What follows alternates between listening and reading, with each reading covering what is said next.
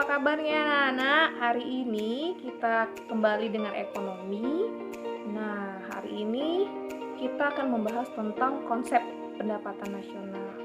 Nah, kemarin minggu lalu kita sudah membahas tentang 3 pendekatan untuk menghitung pendapatan nasional. Kali ini tentang konsepnya. Untuk itu, Ibu harap kalian dapat memperhatikan materi untuk hari ini. Oke? Nah, di sini ada kata GDP, GNP, NNP, NNI, PI, dan DI. Keenam ini merupakan konsep dalam pendapatan nasional, dan keenam ini juga lah yang akan kita bahas pada hari ini. Di sini ada kata bruto dan ada juga kata neto. Bruto merupakan pendapatan kotor dan neto merupakan pendapatan bersih. Jika kalian menemukan kata bruto, maka itu merupakan pendapatan kotor, dan jika kalian menemukan kata neto, itu merupakan pendapatan bersih. Jadi kalau pendapatan kotor itu merupakan pendapatan yang belum dikurangi dengan biaya modal, belum dikurangi dengan biaya penyusutan suatu produksi gitu. Tapi kalau dia neto itu pendapatannya sudah dikurangi dengan modal, sudah dikurangi dengan biaya penyusutan. Untuk yang pertama ada GDP atau Gross Domestic Product, dalam bahasa Indonesianya produk domestik bruto. Di sini ada kata bruto yang mengartikan pendapatan kotor dan domestik adalah dalam negeri. Untuk pengertiannya, produk domestik bruto merupakan jumlah total dari produk yang dihasilkan oleh masyarakat suatu negara dalam kurun waktu tertentu. Jadi maksudnya di sini adalah kita misalkan bahwa suatu negaranya ini adalah Indonesia. Jadi segala hasil produksi yang dihasilkan oleh masyarakat Indonesia asli yang tinggal di Indonesia, dan hasil produksi warga negara asing yang tinggal di Indonesia, jadi itu hasil produksinya ditotalkan seperti itu, dan itulah yang disebut dengan GDP. Untuk rumusnya, GDP sama dengan pendapatan masyarakat dalam negeri ditambah dengan pendapatan asing dalam negeri. Yang kedua ada GNP atau Gross National Product, dalam bahasa Indonesianya produk nasional bruto. Di sini masih ada kata bruto yang artinya pendapatan kotor dan ada kata nasional. Jadi nasional ini mengartikan itu adalah suatu negara seperti itu ya. Jadi untuk pengertiannya produk nasional bruto adalah jumlah total yang dihasilkan masyarakat suatu negara, baik yang tinggal di dalam negeri atau di luar negeri. Nah, maksudnya di sini adalah di sini kan ada kata nasional, jadi kita andaikan bahwa nasional ini adalah untuk masyarakat Indonesia saja gitu ya. Jadi di sini seperti contohnya ada Wak Jarwo dan ada Susanti gitu. Wak Jarwo adalah masyarakat Indonesia yang tinggal di Indonesia, dan Susanti adalah warga negara Indonesia yang tinggal di Malaysia atau di luar negeri. Jadi hasil produksi dari Pak Jarwo dan hasil produksi dari Susanti yang tinggal di Malaysia itu ditotalkan seperti itu. Nah, jadi kalau udah kata nasional berarti yang ditotalkan itu kan hanya masyarakat warga negara Indonesia saja gitu. Jadi untuk warga negara asing walaupun dia tinggal di Indonesia, hasil produksinya itu tidak dijumlahkan. Jadi untuk rumusnya GNP sama dengan pendapatan warga negara Indonesia dalam negeri ditambah pendapatan warga negara Indonesia luar negeri dikurangi pendapatan asing dalam negeri, atau GNP sama dengan GDP dikurang pendapatan warga negara asing di dalam negeri dikurangi pendapatan warga negara Indonesia di luar negeri, seperti itu.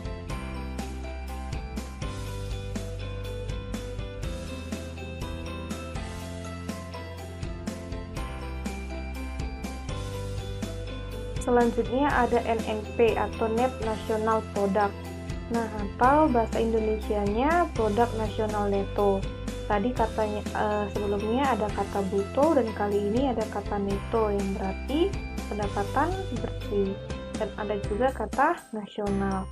Jadi untuk pengertiannya, produk nasional neto adalah jumlah total produk yang dihasilkan oleh masyarakat dalam kurun waktu tertentu, namun dikurangi penyusutan modal untuk produksi. Nah, tadi sebelumnya yang sudah saya sampaikan, kalau pendapatan bersih itu adalah pendapatan yang sudah dikurangi dengan biaya produksi, modal produksi, ataupun biaya penyusutan gitu kan. Nah, jadi dan di sini ada kata nasional, berarti di sini maksud dari NNP ini adalah hasil produksi masyarakat Indonesia saja, baik yang tinggal di Indonesia maupun yang tinggal di luar negeri, namun dikurangi dengan biaya penyusutan modalnya untuk produksi. Jadi untuk rumusnya NNP sama dengan GNP dikurang depresiasi atau penyusutan barang modal.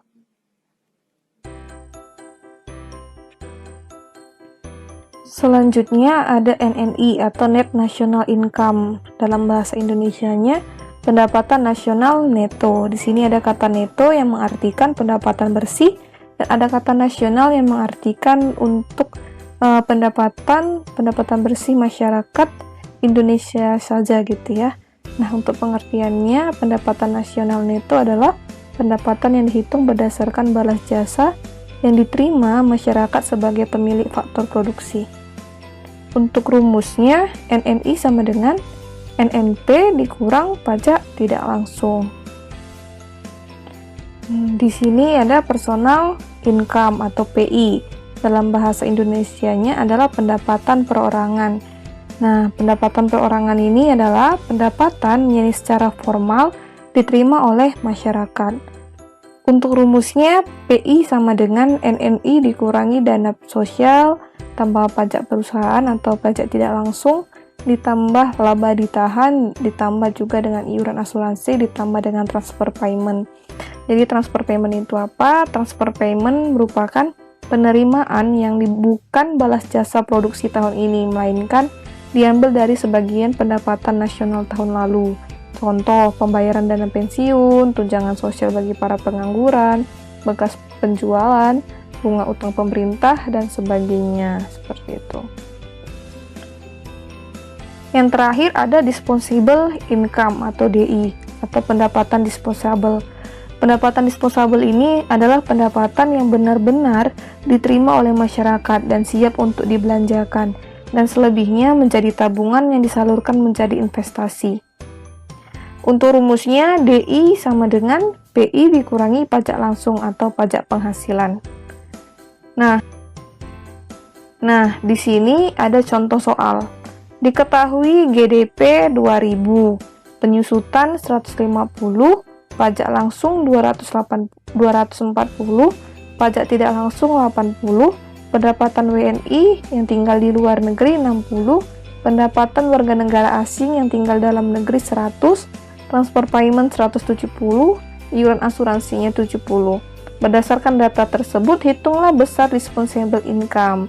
Tadi kalau rumus disposable income itu kan PI dikurang dengan pajak penghasilan.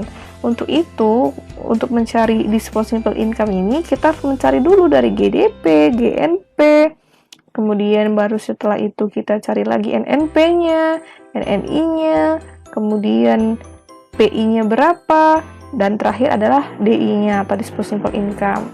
Nah, untuk yang pertama kita cari GNP.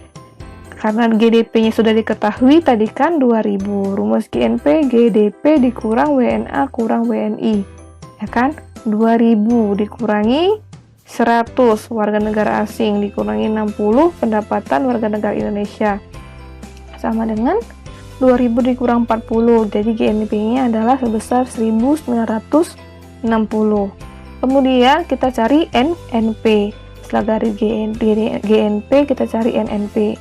NNP rumusnya GNP dikurang penyusutan, karena NNP adalah itu sudah pendapatan bersih, hasil produksi bersih gitu ya.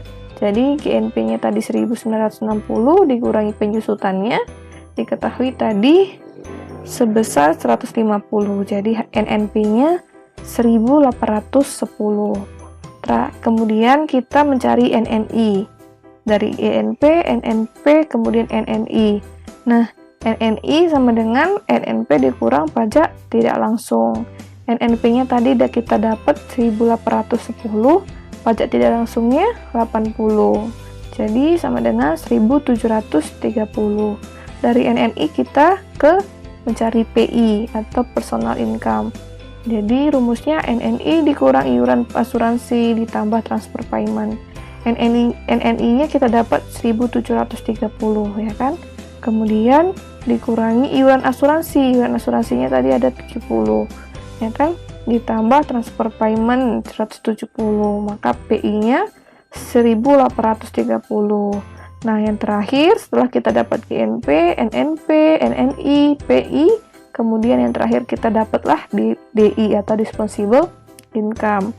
DI tadi sama dengan PI dikurang pajak langsung. PI-nya 1830, pajak langsungnya 240, berarti DI-nya adalah 1590. Nah, dari contoh soal ini berakhirlah materi kita pada hari ini gitu.